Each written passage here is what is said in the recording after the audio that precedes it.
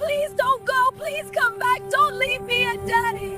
Juliana was 16 years old when everything was still good. Her father would wake her up every morning by tickling her feet. Her mother braided her hair on the weekends while singing old songs. On Saturdays, her father took her to his warehouse and let her count the bags of cement. He called her his little businesswoman. They ate dinner together every night at their dining table. Her mother served hot food and her father told funny stories about his customers. Juliana laughed until her stomach hurt. She felt safe. Then the fire came. Juliana woke up to her father on the phone, his voice shaking. The warehouse was burning. Everything inside was gone by morning. Her father came home with soot on his face and did not speak for 2 days. Her mother held his hand and said they would be fine, but Juliana saw the fear in her eyes. Money became tight. Her mother stopped buying meat. Then they ate gari and soup with no protein at all. Her father went out every day looking for work. He came back with nothing. The savings ran out. Then the government came with their bulldozers and destroyed his shop. Juliana watched her father cry for the first time. He stood in the rubble and wept like a child. Her mother started drinking. She came home smelling sour and bitter. One night, Juliana heard her shouting at her father. "You are useless. You are a failure. You destroyed this family." Her father said nothing. He just sat there and took it. Juliana covered her ears, but she could still hear her mother's voice cutting through the walls. "Failed man.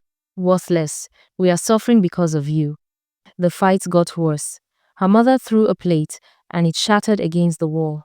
Her father begged her to stop. She laughed at him. "Is this what I married? A beggar?" The house that used to smell like jollof rice now smelled like alcohol and anger. Juliana stopped bringing friends home. She stopped smiling.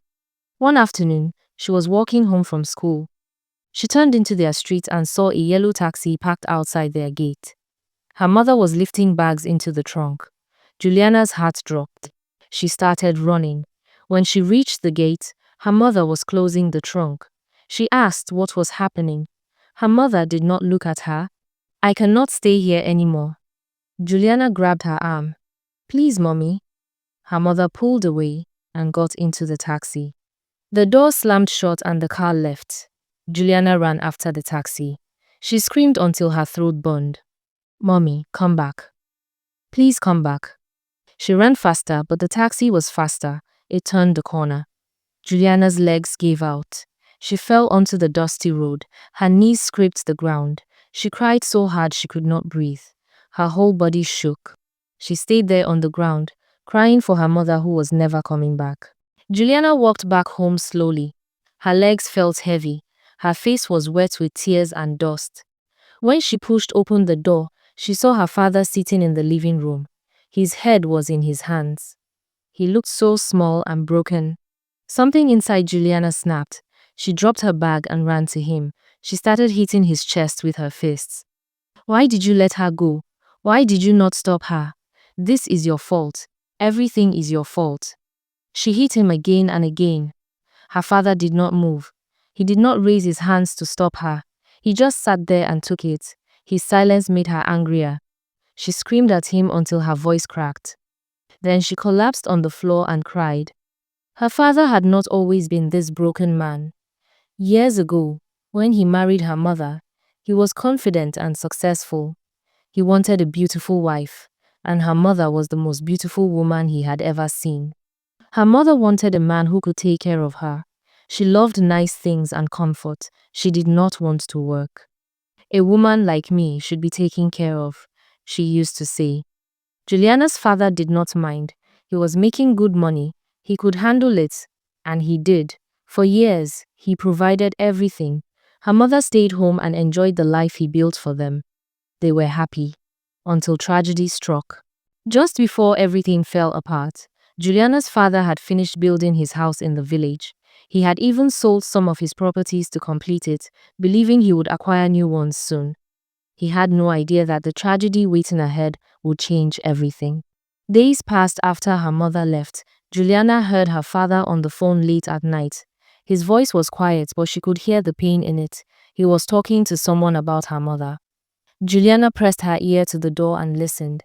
Her mother had gone to another man. a man who still had money, a man who was ready to take care of her needs. Her mother was almost 40 years old, but she was still very beautiful. Men still wanted her, and she had chosen one of them over her own family. Juliana felt sick. She watched her father break down often after that. Some nights, he cried in his room. Some days, he just stared at the walls and said nothing. Juliana did not know what to do. She was confused. She was just a child. How was she supposed to deal with all of this? The pain, the anger, the shame. The only thing that saved them was the house. Her father had built it himself years ago, when business was good. He owned the land. At least they could not be thrown out. At least they had a roof over their heads. And her father didn't want to sell the house. Eventually, one of her father's old friends gave him a job. The friend owned a warehouse and needed a manager. Her father knew the business well, so his friend employed him. The pay was not much, but it was something. They could eat again. Life was still hard, but they survived. Juliana watched her father leave for work every morning. He looked tired all the time. The man who used to tell funny stories at dinner was gone. In his place was a quiet, sad man who had lost everything, including the woman he loved. Juliana's father started talking about selling the house. She did not understand at first. This was their home, but her father explained that they needed a fresh start. He made inquiries and discovered the house was worth a lot of money. The area had developed over the years. The value had increased far beyond what he spent building it. When the house sold, her father used part of the money to buy a smaller place, a nice bungalow in a quieter neighborhood. It was not a mansion, but it was comfortable. With the remaining money, he started his business again. This time, he was careful. He took out insurance and planned better. It was not easy. Some days were harder than others, but slowly, he was getting back on his feet. Juliana still missed her mother. Late at night, she thought about the woman who used to braid her hair and sing old songs, but she knew she had to be strong for her father. She tried to cheer him up. She joked with him at dinner and helped him with small things around the house. Both of them were just trying to make each other happy. They were healing together. About a year later, her father's business began to blossom again. Money was coming in steadily, and Juliana was preparing to enter university. Life felt almost normal again. Then one evening, her father sat her down and told her he had met someone, a woman who worked at his friend's company where he used to be manager. She was a single mother with a daughter around Juliana's age. At first, Juliana did not feel good about it, another woman taking her mother's place. But when she saw how her father smiled when he talked about this woman, she realized he needed someone in his life. He deserved to be happy again. They started having dinners together. The woman and her daughter were kind. They did not try too hard, they just were. Juliana began to warm up to them, and her father laughed again. Real laughter, not the forced kind. One evening, they were having dinner when a knock came at the door. Juliana went to open it, and her heart stopped. Her mother stood, still beautiful. Her mother's eyes filled with tears when she saw her. Juliana could not move. Her father came to the door and his face went blank. The woman he wanted to marry and her daughter quietly excused themselves and left to give them privacy. Her mother fell to her knees right there. She begged for forgiveness. The words poured out of her. The man she had left them for was married. His family lived abroad. When they came back, he threw her out. He got her an apartment, but the money stopped coming. She was frustrated. Alone, she had nowhere else to go. Juliana watched her mother cry on their doorstep. This woman who had called her father a failure, who had abandoned them when they needed her most, who had chosen money over family. Her father helped her mother up. His voice was calm. "I forgive you, but I cannot take you back." Those words hung in the air. Her mother sobbed harder.